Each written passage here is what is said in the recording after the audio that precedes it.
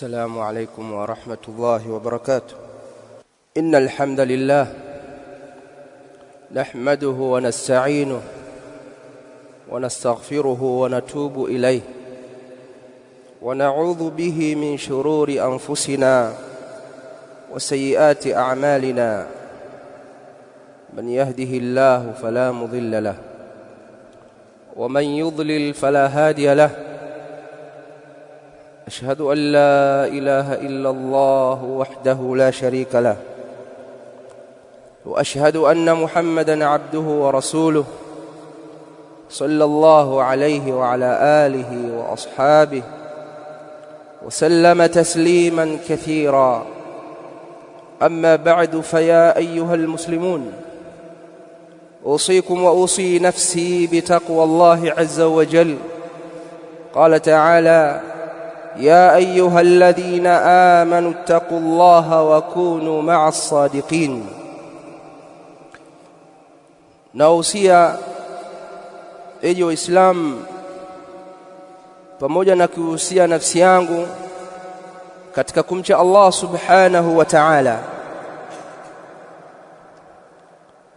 Allah subhanahu wa ta'ala amesema: inna Allaha ya'muru bil adli wal ihsan وإيتاء ذي القربى وينهى عن الفحشاء والمنكر يعظكم لعلكم تذكرون. Katika aya hii Allah subhanahu wa ta'ala amekusanya mambo mawili makubwa. Jambo la kwanza ni maamrisho, jambo la pili ni makatazo. Ameamrisha mambo mawili ambayo ni ya ujumla, ni usul katika akhlaq, ni usul katika tabia. Ameamrisha mambo matatu na akakataza mambo mawili ambayo pia ni usul, misingi katika tabia. Allah subhanahu wa ta'ala anaamrisha al-adl, anaamrisha uadilifu. والعدل هو وضع الشيء في موضعه الصحيح، ni kukiweka kitu sehemu yake sahihi, na kinyume chake ni dhulma. Kila pale ambapo hujaweka kitu sehemu yake sahihi ni dhulma. Na ndiyo maana miongoni mwa uadilifu ni kumwabudu Allah subhanahu wa ta'ala wahda bila kumshirikisha na chochote. Ni katika uadilifu, kwa sababu ibada ina sehemu yake ya kuelekezwa, inaelekezewa Allah subhanahu wa ta'ala na kwa ajili yake peke yake. Anasema Allah subhanahu wa ta'ala: wa'bud rabbak hatta ya'tiyaka al-yaqin. Wa'bud rabbak hatta ya'tiyaka al-yaqin, na muabudu Mola wako peke yake bila kumshirikisha. Hatta ya'tiyaka al-yaqin, mpaka mauti ya kujie, non stop, hakuna kusimama. Ilipoelekezwa ibada kwa asiyekuwa Allah subhanahu wa ta'ala, Allah akasema hiyo ni dhulma na wala si uadilifu. Akasema inna shirka la dhulmun adhim, hakika shirki ni dhulma iliyokuwa kubwa kabisa.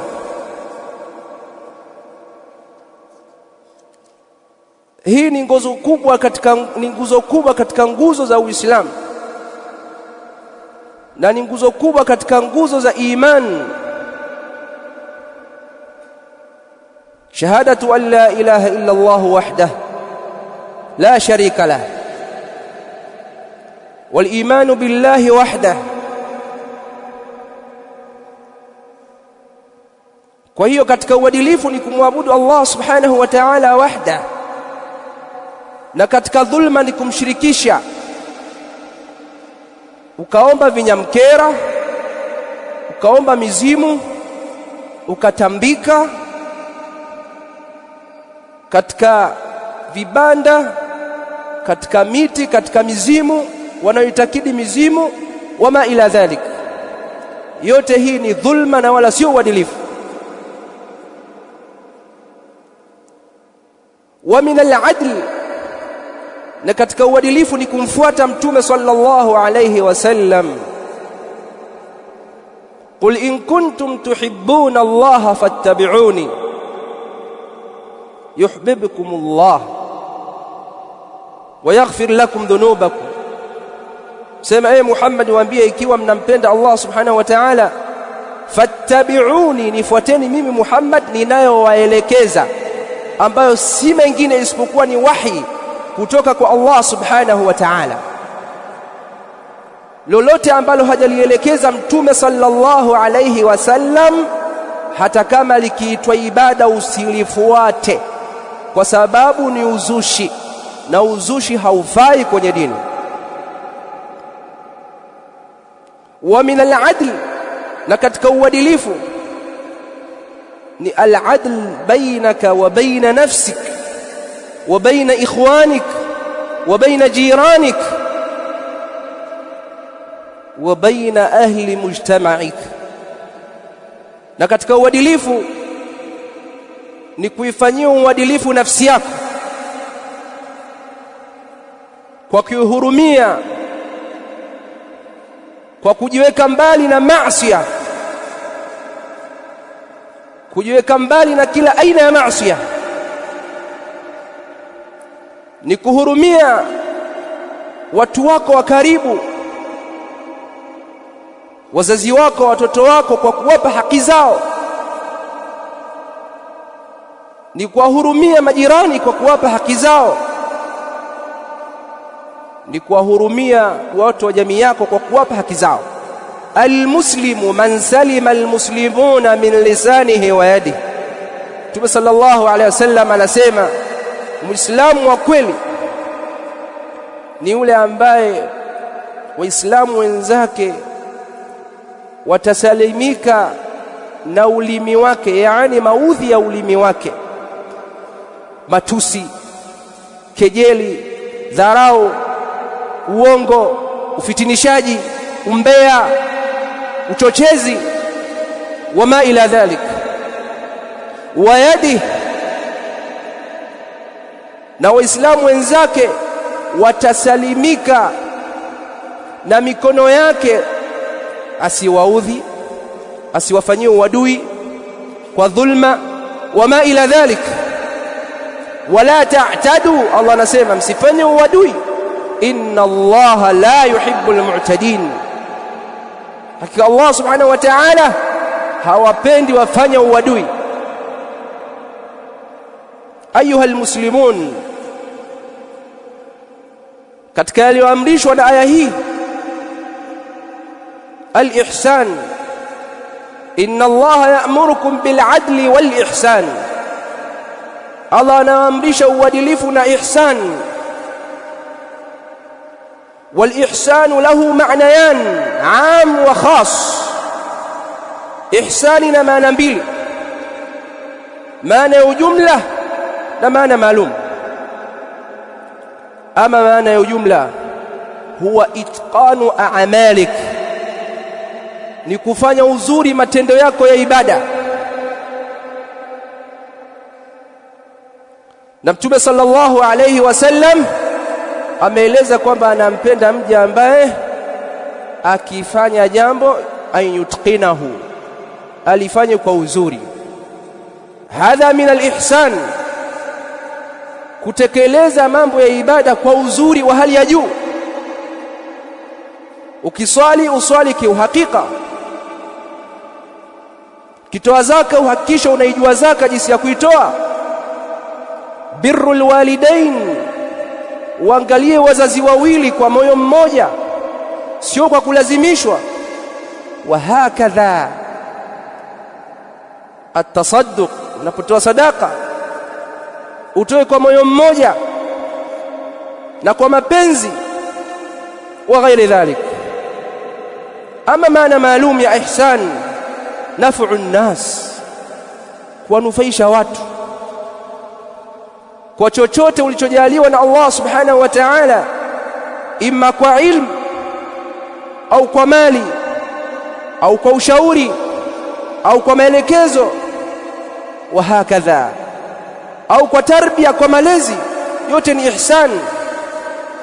Na yote haya Allah subhanahu wa ta'ala ametuamrisha, inna Allah ya'murukum bil adli wal ihsan. Akasema wa ita'i dhil qurba, na kuunga udugu kwa kuwapa watu wa karibu. Kuunga udugu na watu wako wa karibu kwa kuwapa sadaka, kwa kuwapa mali, kwa kuwapa ushauri, kwa kuwapa elimu, kuwapa maelekezo. Watu wa karibu ni wa mwanzo kabisa. Na ndio maana Mtume sallallahu alayhi wasallam aliamrishwa alinganie watu wake wa karibu awalan, kabla kulli shay. Kwa hiyo katika aina za kuunga udugu ni kuwapa mahitaji wanayohitaji kama una nafasi, lakini hata ushauri, lakini hata amrun bil ma'ruf wa nahyun 'anil munkar, hata kuamrisha mema na kukataza maovu, yote ni katika silatur rahim, ni katika kuunga udugu. Na Mtume sallallahu alayhi wasallam ametahadharisha kunako wale wanaokata udugu, akasema la yadkhulul jannata qati'u rahim, hataingia katika pepo yule ambaye anakata udugu kwa dhulma, kwa uadui, kwa kuchukia watu bila sababu katika ndugu, kwa kugombania mali na mengineyo. Ayuha almuslimun, dinuna dinu rahmatin wa ihsan. Dini yetu ni dini ya rehma na ihsan, ni dini ya udugu. Kumekuwa na tabia siku hizi, watu wanakuwa wakakasi, mtu na mdogo wake, bali mtu na baba yake, bali mtu na mama yake, wanaweza wakagombana kwa sababu ya vijimali vidogo kabisa vya urithi. Huu ni msiba mkubwa ambao umeikumba jamii yetu. Nas'al Allah subhanahu wa ta'ala at-tawfiqa was-sadad. Innal hamdalillah nahmaduhu wa nasta'inuhu wa nastaghfiruhu wa natubu ilayhi wa na'udhu bihi min shururi anfusina wa sayyiati a'malina. Man yahdihillahu fala mudilla lahu wa man yudlil fala hadiya lahu. Ashhadu an la ilaha illa Allah wahdahu la sharika lahu wa ashhadu anna Muhammadan abduhu wa rasuluhu sallallahu alayhi wa ala alihi wa ashabihi wa sallama tasliman kathira. Amma ba'du, fa ya ayuha an-nas, enyi watu, Allah subhanahu wa ta'ala katika aya hii ametukataza mambo mawili. Akasema wa yanha 'anil fahsha'i wal munkar, na anakataza al-fahsha halafu na munkar. Wal fahsha'u kullu amrin qabihin qabbahahu ash-shar'u wal 'aqlu au ash-shar'u biduni al-'aqli fahuwa qabih. Kila jambo ambalo sheria imelifanya jambo hilo ni baya, ovu, nafsi yako yenyewe inalikataa jambo lile, fahiya fahisha, jambo hilo ni fahisha. Miongoni mwa hayo ni azina. Zinani katika fawahish. Alliwat, mambo ya kaumu Lut ni katika fawahish ambazo tumekatazwa na Allah subhanahu wa ta'ala, bali min kabairil muhlikat, ni katika madhambi makubwa yanayoangamiza. Anasema Allah subhanahu wa ta'ala, wala taqrabu zina innahu kana fahisha wa saa sabila. msikurubie zina, hakika zina ni fahisha. Kwa nini fahisha? Kwa sababu zina, achilia mbali kuwa inachukizwa katika sheria inachukia zina, lakini hata binadamu mwenye akili timamu anachukia zina. Ayuha almuslimun, na zina ni msiba mkubwa leo hii, msiba ambao una utangulizi wake, msiba ambao una vishawishi vingi kama vile utandawazi, maendeleo, teknolojia ambazo zimewepesisha watu kuona vitu mbalimbali vinavyofaa na visivyofaa, ambavyo asili vingine si asili hata ya Muafrika, achilia mbali Muislamu. Mambo haya yamechangia kwa kiasi kikubwa kueneza dhambi hii na baya hili la zina, ambalo husababisha madhara makubwa katika jamii, ikiwemo kuchanganyika vizazi, ikiwemo kupatikana watoto wa mtaani wasiojua baba zao, bali yafika kipindi hata mama mwenyewe hajui baba mtoto. Jinsi hali ilivyokuwa mbaya, athari ya hilo hupelekea ukosefu wa maadili. Watoto watakosa maadili sahihi, na hivyo huishia mitaani, na baadhi yao huwa majambazi na vibaka na panyarodi na wengineo. Athari kubwa ya kijamii inayotokana na zina. Na ndio maana Allah subhanahu wa ta'ala akasema innahu fahisha. Ayuha almuslimun, akasema wal munkar wa yanha 'anil fahsha'i wal munkar, na anakataza al fahsha wal munkar. Wal munkar kullu ma naha Allahu anhu fahuwa munkar, kila alilokataza Allah subhanahu wa ta'ala ni munkar, hata kama katika akili yako hulioni baya. Na hapa ndio tofauti ya fahisha na munkar. Munkar inawezekana ukaliona jambo zuri kabisa, fahisha akili yako haikubali kwamba hili jambo ni zuri, lakini munkar inawezekana jambo ukaliona ni zuri.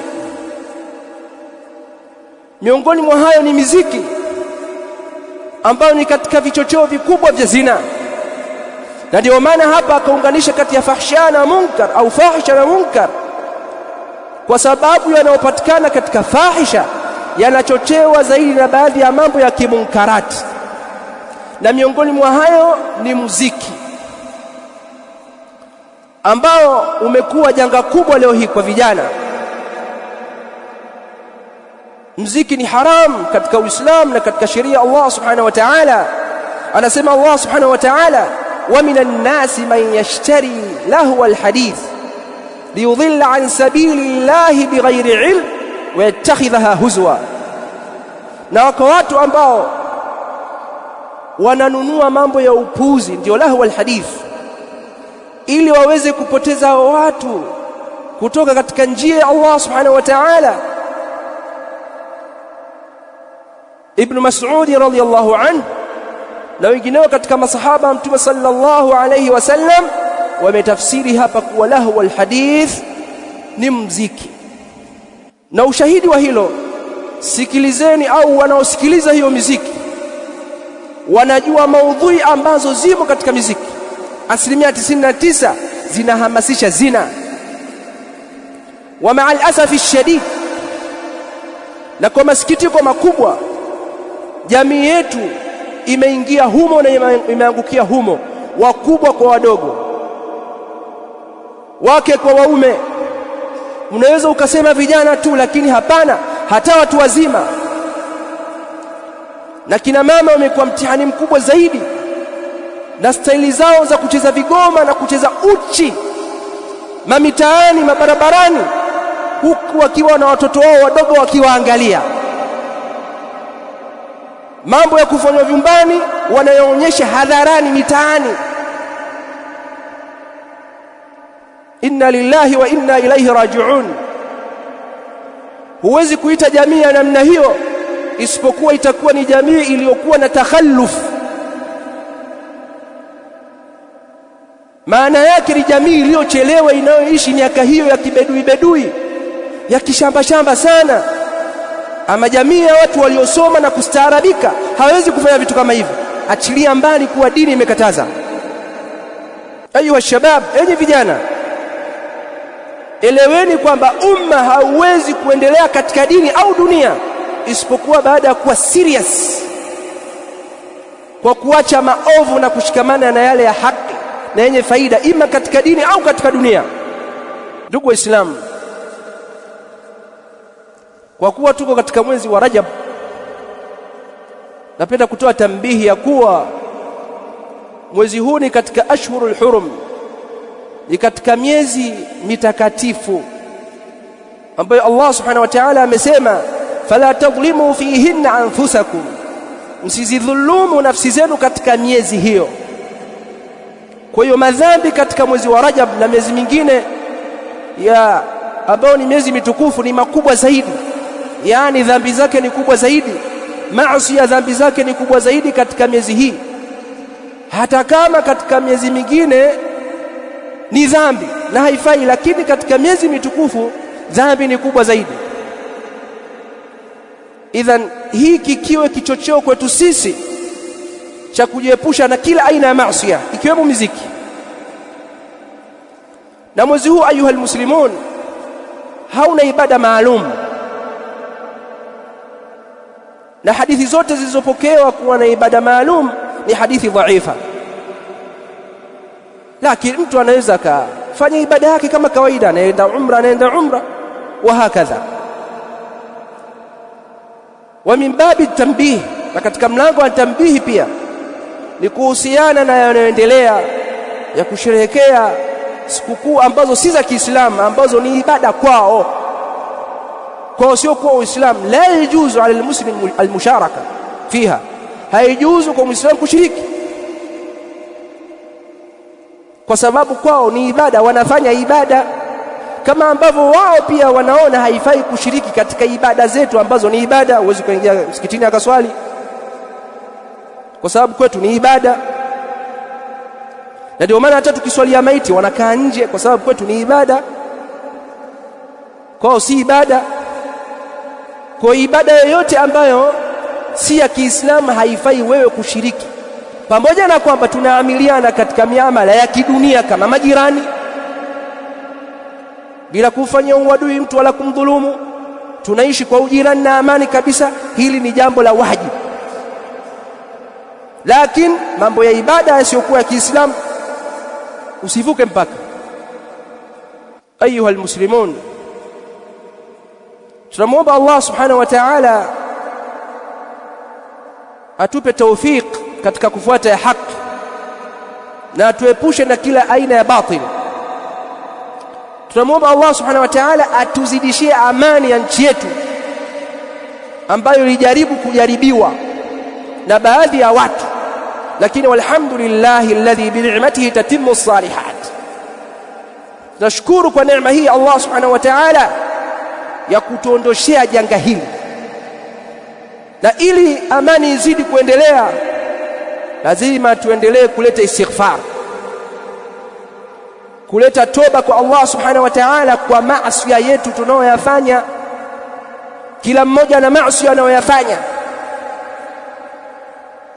Anasema Allah subhanahu wa ta'ala, wama asabakum min musibatin fabima kasabat aydikum, yanayoyapata ya misiba ni kutokana na mnayoyachuma kwa mikono yenu. Kila mmoja aangalie maasi anayoyafanya ayache, ili tuweze kupata neema za Allah subhanahu wa ta'ala, ikiwemo neema ya amani, neema ya mvua, neema ya riziki mbalimbali. Kuchelewa kwa hizi mvua katika baadhi ya maeneo na ukame unaokuja ni kwa sababu ya maasi yetu, sio kwa sababu ya serikali fulani au ya mtu fulani. Maasi yetu kama anavyosema Allah subhanahu wa ta'ala. Hayo ndio maelekezo ya dini yetu. Kama hatubadiliki, kila mmoja kutubu madhambi yake, kila mmoja akaacha dhambi anayoifanya, tutaishia kulaumiana, tutaishia kumlaumu fulani na fulani, na hali haitobadilika hata aje nani. Inna Allah la yughayyiru ma biqaumin, Allah anasema hatta yughayyiru ma bi anfusihim. Allah subhanahu wa ta'ala hayabadilishi mambo waliokuwa nayo watu mpaka wazibadilishe nafsi zao. Kwa hiyo kama hatutobadilika, tutaendelea kuishi kwa wasiwasi, tutaendelea kukosa mvua, tutaendelea kupata majanga mbalimbali. Kwa hiyo ni wajibu kwa kila Muislamu alete toba kwa Allah subhanahu wa ta'ala. Anasema Nuhu alayhi salam kuambia watu wake, faqultu astaghfiru rabbakum innahu kana ghaffara yursilis samaa alaykum midrara, mpaka mwisho wa ayat.